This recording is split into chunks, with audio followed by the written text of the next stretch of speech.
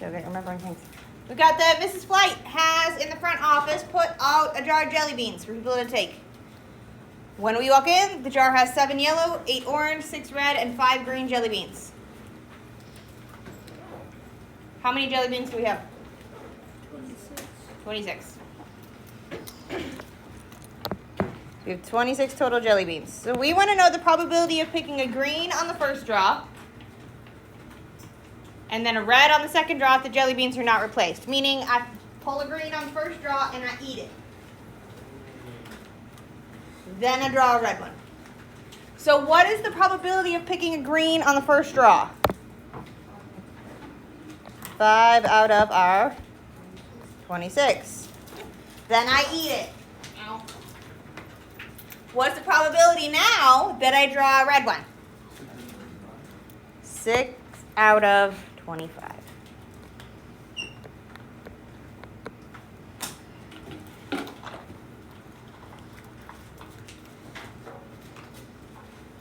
So then what's the probability that both of these things happen? Ooh, careful. Not adding. Multiply. And like, we can use calculators. What are we going to have as our numerator? That one we can probably mental math. 30. What is 25 times 26? 650. Sounds right. Does that simplify? Anything I can see off the top of my head? 10. So we could make this 3 over 65.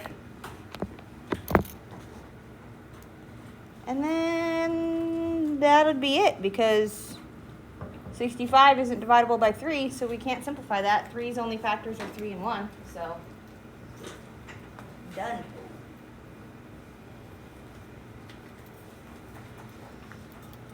So when we're finding the probability of 2 events happening at the same time, we find the probability of each one and then multiply them together.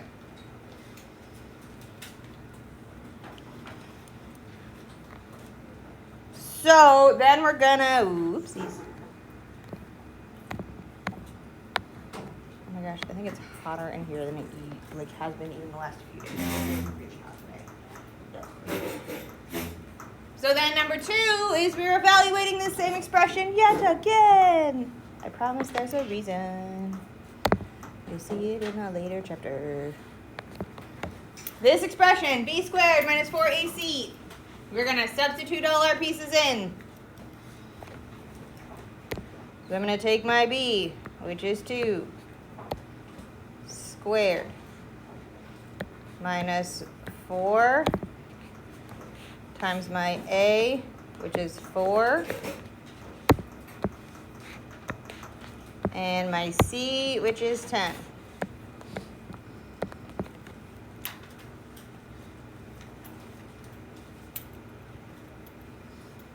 When we simplify this, what are we going to do first?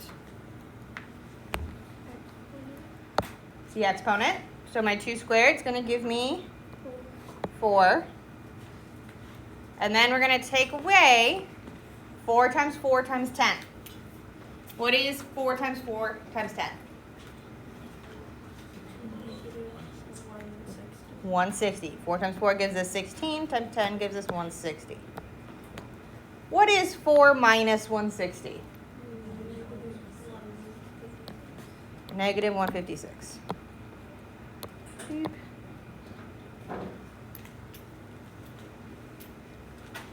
Questions about either of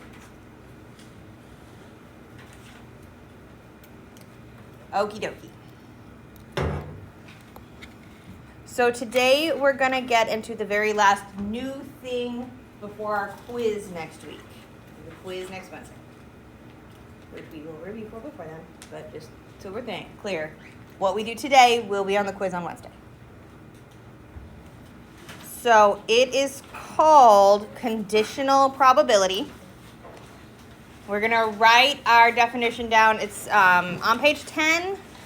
It's about halfway down, and it says and, or, and conditional. And then we kind of have a lot of things to fit in that small space because we love spacing issues.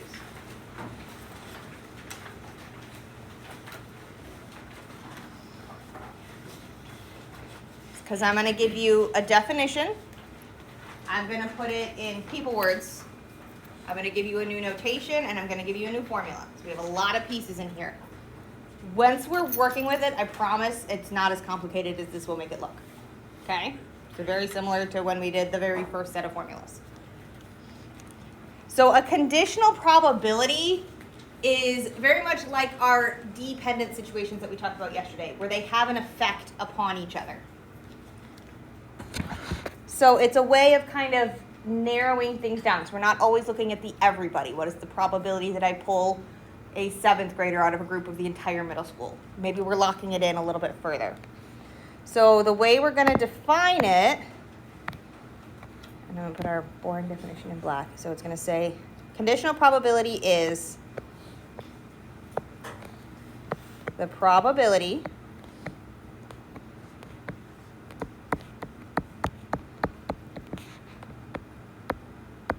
one event occurs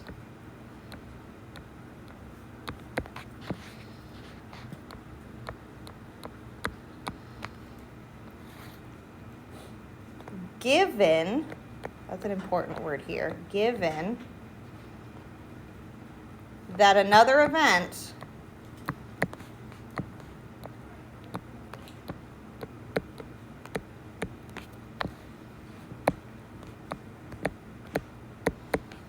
has already occurred.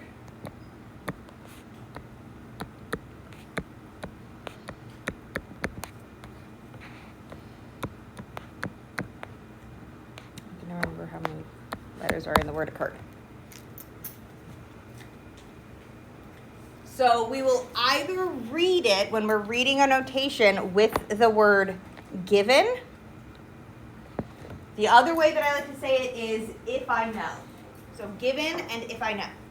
So the probability that one event occurs if I know that another event already happened. I know it. So our notation for this looks a little weird. So we've got the probability, so that P is still the same. And then inside the parentheses, we're going to have a couple things. We have an A. We have a straight up and down line, like half of an absolute value. And then we're going to put a B. And close it. And what this is, I'm going to write this out the way we would read it. This means find the probability. That's what the P means.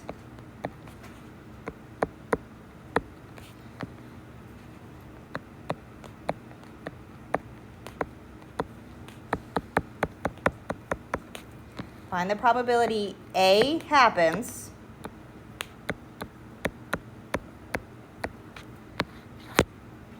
if I know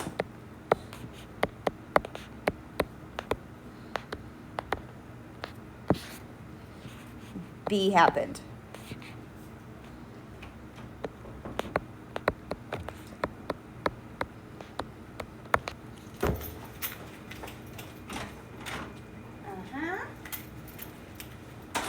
So if I know B happened, I know it. Locking it in. What this is going to do is this is going to be one of the few times looking at these big data sets where our denominator changes. Most of the time with our symbol probabilities, with our intersections, with our unions, they all have that same denominator. When we have our conditional probability, we put this condition on it, this given, this if I know, and it's going to change our denominator. And so I'm going to give you the formula for it. It's kind of gross, but I promise when we work with it, it'll make way more sense. So the way we're going to do the calculations for our probability of A given B is we take the intersection of A and B and we put it over B. So So we're going to take the intersection of both events and put it over the given. And you can do them as probabilities, but it's easier to do them as values. So you could find the probability of each, but then we wind up with a fraction with fractions in it, and it's genuinely life-shaking. So I'd rather us do it with values than probabilities, but you can do it with both. But that's why I don't have P's on those. And I'm going to put one up here that we are going to talk through first. Then we'll do the one in the book where there's a whole lot of blanks to fill in. Because we're going to look at this stuff in two-way tables. We're going to take a deeper look at two-way tables, which we did look at very briefly back on page 4. We did the whole set of this two-way table. We're going to spend a lot more time with these today and Monday. Okay? We're going to practice with them. But those kinds of tables are going to be the way that we can do this kind of information a lot clearer. Okay, does anyone need more time to write this down? I feel like I added enough filler talk to do so. All right. So again, this one's not in your book. We're going to talk it through. So we've got here that Francesca did a sample of 140 upperclassmen in her high school. And she took a whole lot of information. And so we're going to just read it off this table that's on the screen. I'm going to write some things down just so we can see what these different pieces mean. So looking at this table, what is the total number of humans she talked to? 140. How many seniors did she talk to? 73. So what is the probability that someone she talked to was a senior? 73 out of 140. Because there were 73 seniors out of 140 humans. Right? How about for our home breakfast question? What is the probability someone eats breakfast at home? 78 out of 140. So then what's our probability someone is a senior who eats home breakfast? How many? Yeah, 23 out of 140. So all of these have that same denominator. This is just looking at that intersection. So that was looking at here, that guy. That's where the 23 came from. So this last one is saying, what is the probability someone eats home breakfast? Let me read the line as, if I know they're a senior. So on this last one here, I know they're a senior. They are for 100% for sure not a junior. So I don't need that line at all. So what is the probability that someone eats home breakfast if I know they're in that top row? 23 out of how many people? Out of 73. Yes. So I know they're a senior. The juniors are no longer involved in the conversation. It's just out of seniors.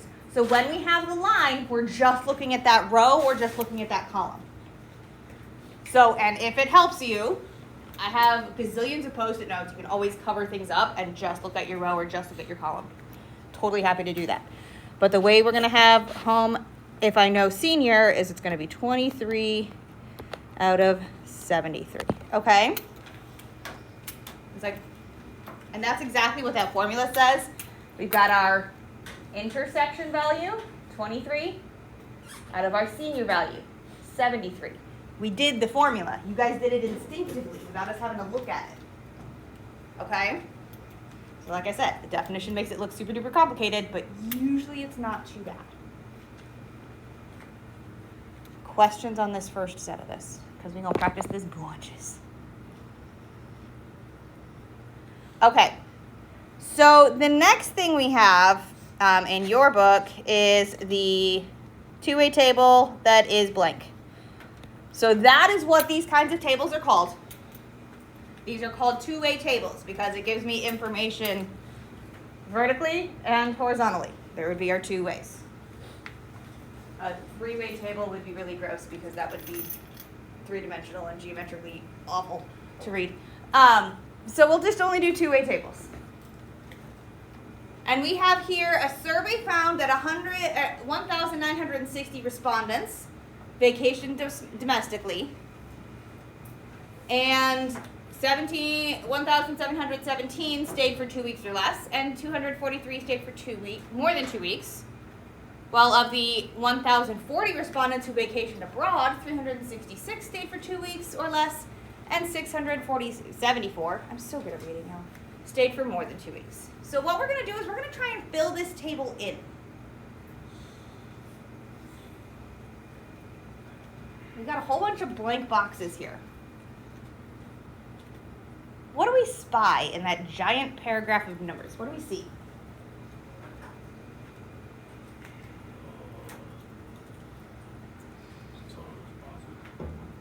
Total number of respondents.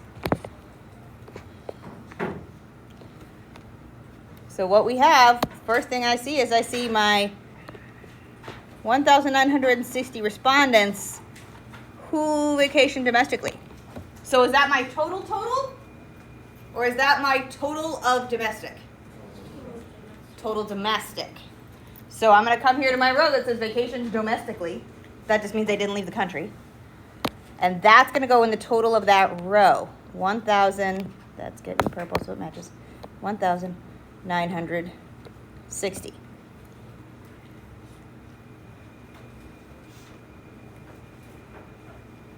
What else do we see? The 1040. So I've got the 1040 respondents who vacationed abroad. So they went out of the country. So that's going to be in my vacationed abroad row. So we've got our 1040.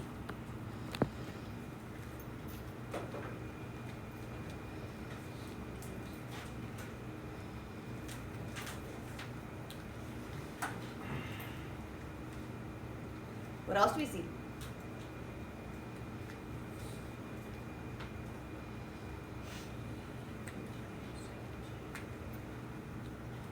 Let's just start going in order then. So we've got our 1717 they're in the domestic category and they stayed 2 weeks or less.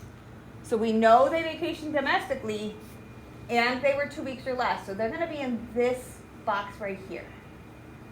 We're just going to find all the pieces we can and fit them in spaces that we have. So we should have 1717 here.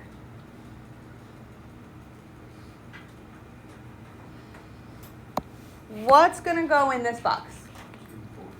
The 243 that stayed for more than 2 weeks. That's these folks right here.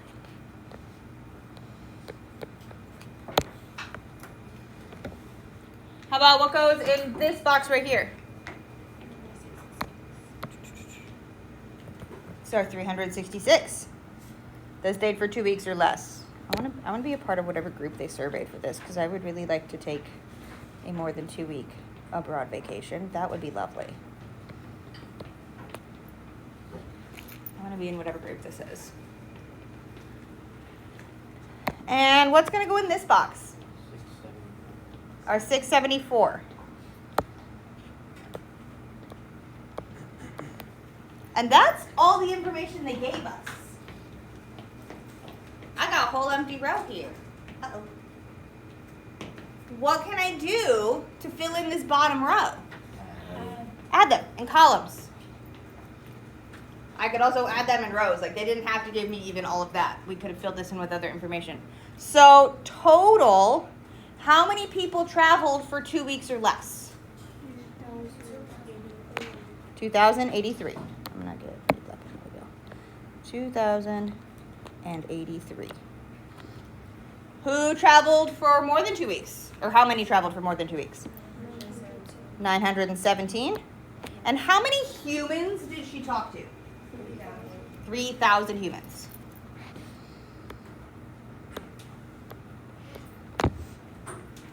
So that's where all this data comes from. Like that's where these tables come from. They don't just kind of, manifest in math classrooms. This is used a lot of times in scientific study and in data analysis and in marketing. All this kind of stuff shows up there. So I know it doesn't ask these 4 questions to the side, but to the side of your table you should hopefully have a little bit of space. We're going to go through these 4 so we can practice doing our probabilities and our conditional probability. So we're going to start with finding the probability that someone took a domestic vacation. So how many people vacationed domestically? 1960. Out of how many people? 3,000. Which is a genuinely terrible fraction. But that's okay. 1960 out of 3,000. We're going to go ahead and leave our fractions unsimplified. Because there will be times when we do leave them unsimplified, mostly so that we can tell that you guys read the table in a logical way. How about what is the probability someone vacationed for more than 2 weeks? 917 out of 3,000.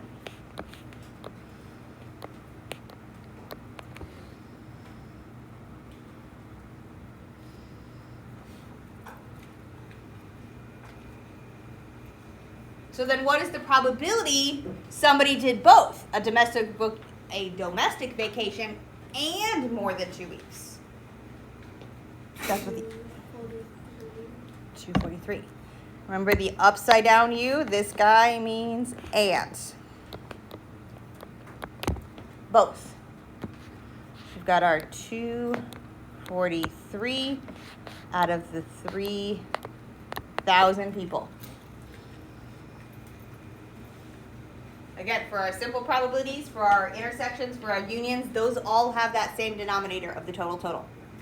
The only one that'll have a different denominator is our conditional, one with the line. And that says, what is the probability someone takes a domestic trip if I know it was more than 2 weeks? So I'm going to put that.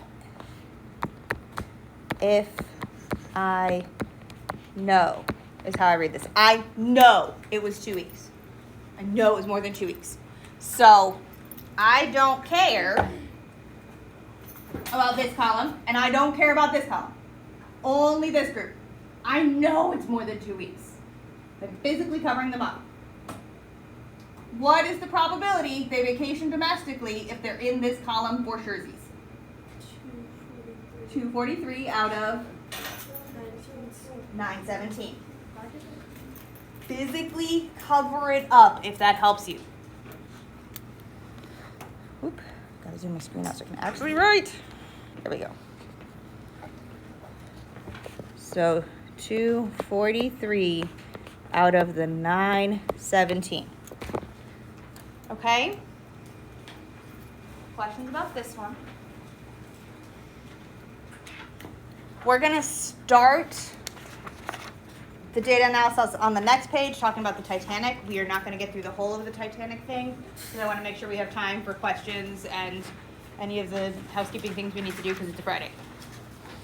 Okay, but we're going to start this because I want to practice everything a little bit more. So this is the for realsies data from the Titanic. I'm sure they are so proud to be a part of math classrooms every year. It's slightly horrifying and it feels really weird. But it's the for real data from the for real Titanic. And I know I have my data in a different order than yours. This is the first column of your data under number 1. I just have them more spread out so they're not like these big on the screen.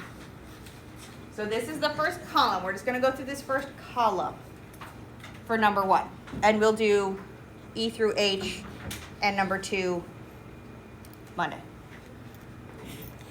So looking at this table, I want to know the probability that someone was a first-class passenger. How many first-class passengers were there? 325. How many humans were on the boat? 2,201. So the probability that someone was in first class is our 325 first class passengers out of our 2,201 humans. This one I do want us to get all the way to percent. We're going to get all the way to percent on these ones. So to get this as a percent, we're going to start by putting it as a decimal. So we can grab a calculator and do 325. And you can either do it this way and divide by 2201. Boop, and it'll give you your decimal. We are going to get to 3 decimal places and round it 0.14. And then we're going to round right here. So we're going to round this up. So 0.148.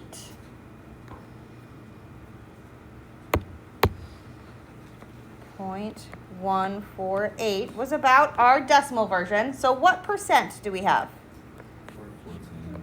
14.8% of the humans on the ship were first class passengers.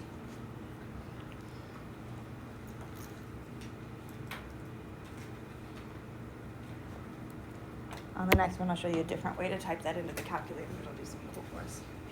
So then for part B, which is your next one down, it says LB. What that means is lifeboat. So we want to know the probability that somebody got in a lifeboat. So how many humans got in a lifeboat? 711. 711 out of 2201. Again, I want to get this into a percent, so I need to put this as a decimal first. So I'm going to go to my calculator, and I'm going to introduce you guys to one of my most favorite buttons on these yellow calculators. Second column, third button down. It says N over D. Makes a fraction that looks like a fraction. We love that. It's the best thing. Because when we put in our 711, and then I hit the down arrow to get my denominator, 2201, boop, it can do that. And it looks like a fraction. It will also, if it's simplifiable, simplify it for us. This one clearly doesn't simplify well. So we get our 0.323, and since that's a 0, it's just going to be 0.323. That's where we're going to round, taking 3 decimal places. So our decimal version is 0.323, which means what percentage of people on the boat got in a lifeboat? 32.3%.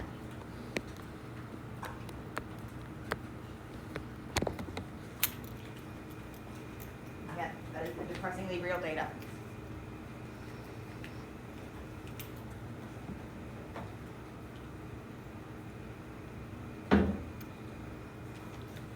Okay, so this is going to feel a little weird, but I promise it's for a reason.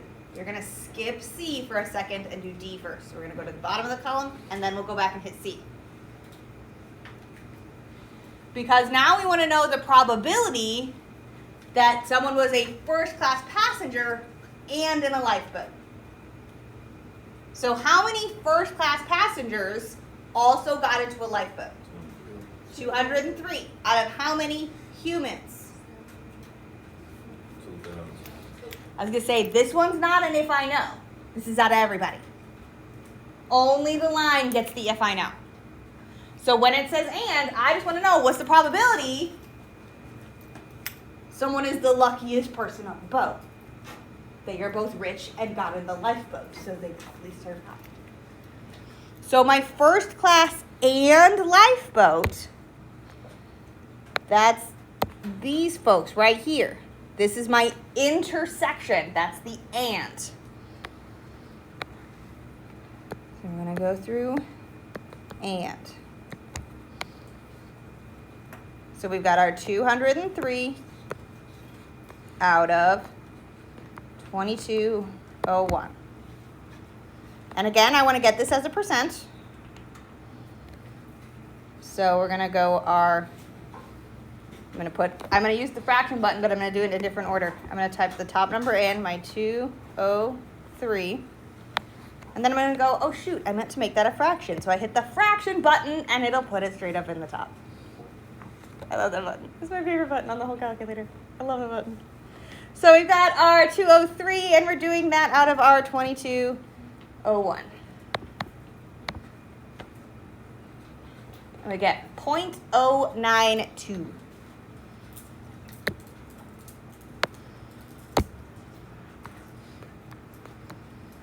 So what percentage of the people on the Titanic are lucky ducks? 9.2%. They are both rich and survived.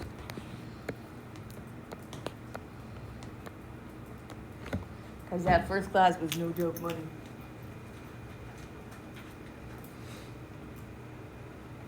That first class was Kardashian money.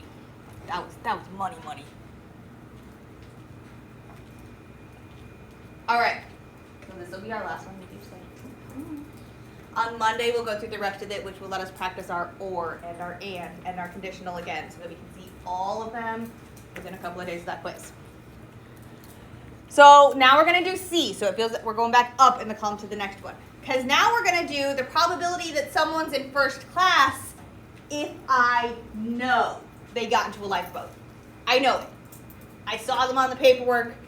They have descendants that are still alive, like they got on a lifeboat. I know it.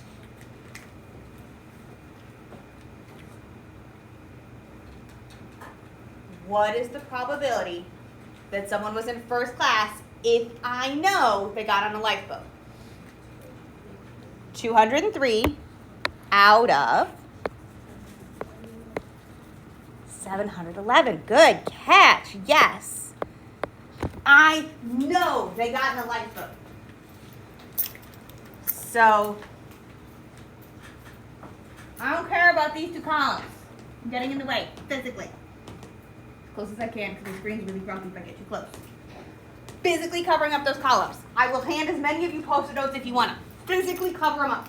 Or put your hand there. I only am looking at, not I only care about, but I'm only looking at the people who got in the lifeboat. Physically don't need the information about the people who didn't get in the lifeboat. So let's get this as a decimal. Type it in the calculator. What do we get for our decimal? 0.286.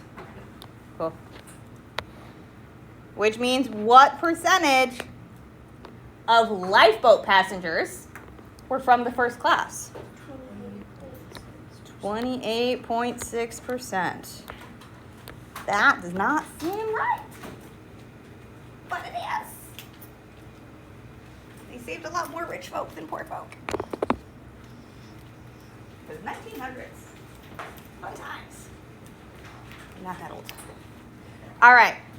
Again, we will practice more with these come Monday, but questions on them right now? Okay. So, what you have is you have a little bit of time.